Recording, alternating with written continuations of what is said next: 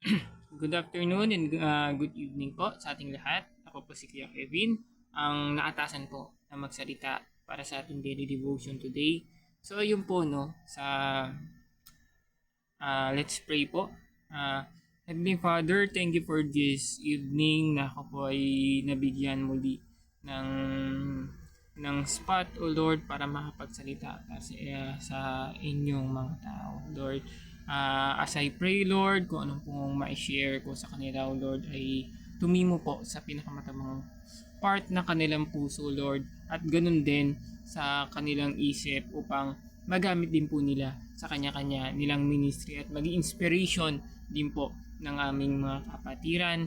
Tago niyo po ako sa inyong likuran upang kayo po ang makita at hindi po ako. This I pray, Lord, in Jesus' mighty name. Amen. So, ayun po, no. Sa ang greatest longing dream ko po, siguro, for God's glory is yung isa sa napanaginipan ko before. So,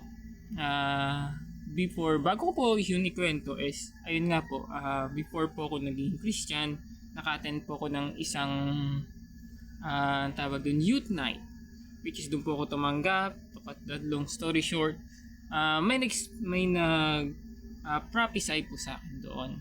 Sabi niya before is, darating yung araw, pupunta ka sa iba't ibang lugar at mag-share ng word of God. So, para sa akin, that time is hindi siya good sa akin kasi loner po ako before. Ang gawain ko lang talaga is bahay, school, private computer shop, which is po yung may mga cubicle na na may mini sofa, then may cubicle. So dati po kasi may kaya kami. So yun po yung naging routine ko lang. Then tumanggap po ako doon.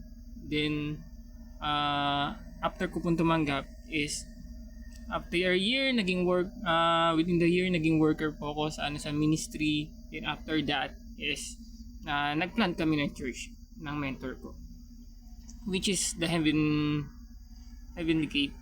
So ayun po. Dumating po ako sa college. Yun nga, yung na-share ko kanina na panaginip ko is naging dry or nagiging barren. Duman po ko sa barren season. But God gave me this dream. Ang situation po dun sa dream, at yun po yung isa pinangahawakan ko po kung bakit nag-i-stick po ko sa ministry at patuloy na gumagawa sa ministry. Yung panaginip ko po ay nasa dulo po ako ng isang church setup. Pero yung church setup niya ay napakalaki. Nakapatay yung ilaw, yung stage cross yung design, then napakaraming bangko pababa para po siyang Cuneta Astrodome, ganun. Then God said that time sa akin, darating yung panahon, makikita mo sa naked eye mo yung mga bagay na to. So ayun po yung pinangahawakan ko at longing dream ko na gusto kong makita sa naked eye ko kung ano yung sinabi ng Lord. So after nga nun is hinubog po ako ni Lord sa labas ng church. So bago po ako napunta ng CLF is ang ministry ko po talaga is sa field. Puro missions, sa mga camp, sa mga tribes natin sa Pilipinas at sa mga kanignig lugar ng Metro Manila. So yun po no, bakit ko ba siya pinangahawakan hanggang ngayon? So para sa akin kasi pag nasa mission field ako is ang primary target ng puso ko talaga is kabataan. Bakit kabataan? Sila po kasi yung nagdadrive or sila yung isa sa biggest strength ng church at sila yung isa din sa nagtuturo sa next generation kung paano lumago yung church at paano magka-worker sa loob ng church. So yun po no, yun po yung nagdadrive sa akin hanggang sa isa po sa nagbibigay sa akin ng drive is yung verse nga is yung Great Commission, go ye and make disciples. So para sa akin nga po kasi, ewan ko po sa iba, pero para sa akin po is iba yung learnings kasi pag nasa labas ka ng church. Hindi ko po kasi naranasan yung binibaby ka ng mentor mo, ng heads nyo para maging ano, hindi. Wala pong ganun sa akin na nangyari. So, nangyari, pagka nung tinuturuan ka, simula nung naging baby Christian ka, nag-stay ka lang sa church ng 1 year for the certain time, then plant ng church. So, simula po noon, ginamit ng Lord yung buhay ko at pinanghawakan ko po yung dream na binigay niya sa akin until now. So, nakarating po ko ng iba't ibang churches, naka-work sa iba't ibang matataas din na churches, pero I'm still waiting and longing for the glory of God na ibaba niya yung binigay niya sa aking dream before, which is makikita ko yung isang church na pinaglilidan ko din as youth na alam mo yun, napakaraming kabataan, napakaraming young professionals, napakaraming souls na nandun na nag-worship kay God. At makikita mo yung pag-worship nila ay totoo at hindi talaga yung para umattend lang at kumanta lang. So yun yung patuloy po sa akin, nagbibigay sa akin ng drive na personally kung bakit ako nagpapatuloy as a Christian. Sabi ko nga kay Pastora, Pastora, nakakamiss po na pumunta sa mission field. So minsan nga parang, di ba? So may mga nag-aaya, pero but you have your responsibility inside the church. Pero para sa akin, sabi ko nga gusto ko rin naman maranasan, mahubog din sa loob ng church kasi naranasan ko na yung sa labas. So ayun po yung yung isa sa nagbibigay sa akin ng drive para magpatuloy. At personally naman po is gusto ko din makita yung mga kabataan natin na ituring nila na yung discipleship ay hindi lang ministry. Kumbaga, ang relationship ng mentor tsaka mentees o disciple tsaka discipler ay panghabang buhay. Na hanggat nabubuhay yung bata or yung mentor ka, mentees mo siya at mentor ka niya. So, hanggat buhay kayong dalawa, patuloy yung learnings, patuloy yung pagtuturo. Even both na leader na kayo or pastors or kung ano pa mang kinakatayuan. So ayun po yung longing dream ko na makita yung church na pinakita sa akin na yon ng Lord. Certainly kasi hindi siya pinakita sa akin ng Lord na concert type or event type. Pinakita ng Lord na church talaga yung yung panaginip na yon. At para sa akin, yun po yung pinangahawakan ko. Isa sa pinangahawakan ko na dapat magpatuloy tayo as Christian, na kumbaga para sa akin po hindi po napupunta sa wala yung lahat ng ginagawa natin, dahil even a baby step still step po siya ng paglago. Kung mabagal man ang paglago mo o mabagal ang paglago ng mentees mo o nung ministry mo, at least lumalago po, hindi po tayo nagiging stagnant. So yun po yung nagiging inspiration ko na kahit anong mangyari, huwag bibitaw doon sa sa pangarap na binigay sa iyo ng Lord para sa glory niya. Kasi kung tayo po mismo ang bibitaw sa pangarap ng Lord para sa atin, wala pong mangyayari. Dahil kahit ano pong mangyari, siya po, hindi niya po tayo bibitawan. So ayun po yung sa akin. At pangalawa po sa nagbibigay sa akin ng inspiration na magpatuloy bilang Christian. I have a prayer before. Sabi ko, Lord, your 12 disciples mo, napaka-amazing na nangyari sa buhay nila. Na napaka-unique, kumbaga.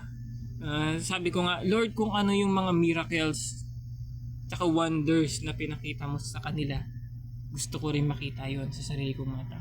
Although ako ay hindi karapat-dapat talaga at hindi papantay dun sa mga nagawa ng mga disciples niya, gusto ko din kahit yung portion nun or kahit 30% or 50% nung nakita nilang wonders ay makita ko rin sa sarili kong buhay.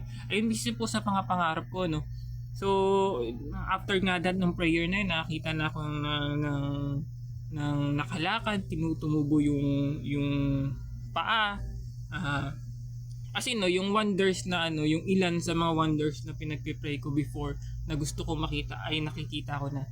At continue pa din si Lord na nire-reveal yung promise niya sa akin na tulad nga ng sinabi niya, kung i-align mo lahat sa kanya, lalo sa ministry niya, siya gagawa mismo ng paraan para lumago yung ministry na yan or lumago ka. Ganon din yung mga kasama mo. So, ayun po yung sa akin. Nawa po ay nakapagbigay po sa inyo ng inspiration.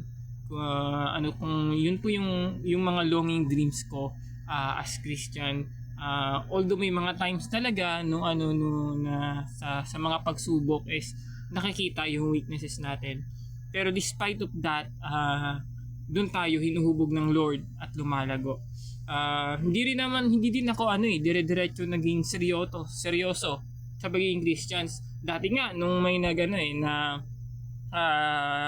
maybe 4 years ago or 5 years ago, may nag-speak sa akin na na one day magiging ganito ka, magiging ganyan ka. So but I run from that ministry.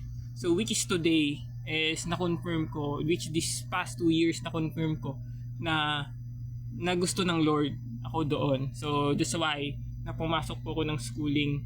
Before magkaroon pa man po ng schooling sa Nabotas, nagre-request na po ako noon kay Pastora. So ayun po no. So alamin po natin kung ano yung pangarap ng Lord na sa atin as Christian, as personal para sa glory niya. Bukod din yun sa personal life natin. Pag nalaman po natin yun, hindi kahit anong mangyari, sinasabi ko sa iyo kapatid, hindi ka bibitaw doon sa bagay na yon. Kasi alam mo sa sarili mo, pag pinakita sa iyo ng Lord kung ano yung pangarap niya sa iyo bilang Kristiyano, siya mismo ang magre-reveal nun sa buhay mo. Ayun po no, sana po ay may natutunan po kayo sa mga na-share ko this evening. Kung kayo po ay may prayer request, may katanungan, open po yung Facebook ko or yung page ng CLF Malabon or Nabotas. Pwede po kayo magtanong kung may urgent prayers po. Ako rin po ay kasama sa yung intercessors ng Nabotas. Pwede nyo rin po ako i-PM para may pag-pray po natin. So ayun po no, maraming po salamat sa opportunity. Thank you po and good evening. Pray po tayo ulit. Thank you Lord for this evening sa binigay niyo po sa akin chance para makapag-share Lord. I'm also praying Lord sa lahat po ng nakikinig nito Lord ay nawa ay sila po ay na-bless at sila rin po ay nakita ng matututunan about sa mga dream ko as para sa inyo Lord na para sa gawain sa inyo Lord. Na kahit anong mga huwag bumitaw dahil kayo mismo ang magsisecure ng mga bagay na yon. And I pray Lord na kung meron pong may mga dumadaan din po sa barren season these days Lord, these past months or years Lord, kayo po ang mag-sustain sa kanila para hindi po bumitaw. Kayo po magbigay ng kalakasan Lord, physical at spiritual or emotional Lord. Kayo pong palago sa kanila Lord kung minakaranas man ng kiskisan sa loob ng simbahan Lord. Kayo pong bigay ng kalakasan sa kanila Lord, ng pagkatuto nang sila din po ay patuloy lumago Lord at salong lumalim ang relationship nila Lord. Ganoon po sa aming mga pastors Lord, kayo pong patuloy nagbigay sa kanila ng kalakasan, spiritual, physical, ganoon din po sa financial Lord. Support their ministry wherever they go Lord, mga gawa po ng kanilang mga kamay Lord, patuloy niyo pong i-bless Lord. Ganun po sa mga kapatiran na may mga sakit ngayon Lord, kayo pong bigay ng kagalingan, kalakasan at financial din po sa mga kailangan Lord, sa mga wala din pong trabaho Lord, kayo mo bigay sa kanila ng blessing upang makapagbalik din po sa inyo Lord ng karapat dapat na papuri sa pamamagitan ng ikaw po Lord. Thank you Lord for this evening. This is our prayer in Jesus' mighty name. Amen. Thank you po and have a good and blessed evening. Thank you po.